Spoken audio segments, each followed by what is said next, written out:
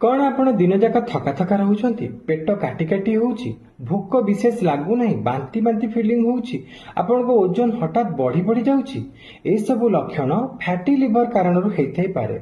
Liver function test माध्यम रे आपण फैटी लिवर विषय जानि परिबे।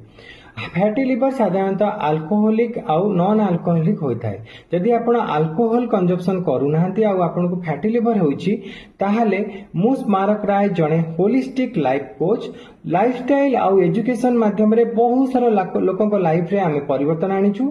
आपण मानको मु तीनोटी अचूक उपाय बताउछि। आपण माने प्रतिदिन 30 रु 45 मिनिट जॉगिंग भलिया एक्सरसाइज करंतु। ता सहित आपण प्राणायाम मध्य करि परिबे। अनुलोम विलोम भर्सिका प्राणायाम आपण पई बेस्ट रहइबो।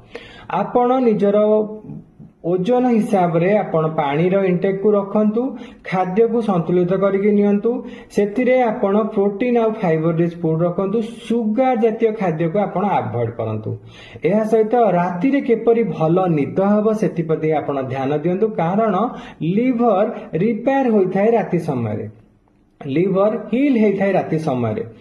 आपण स्ट्रेस को मैनेज करि परिबे। स्ट्रेस को मैनेज करिया पई आपण नेचर सहित समय बितेई परिबे, डीप ब्रीथिंग रो एक्सरसाइज करि परिबे।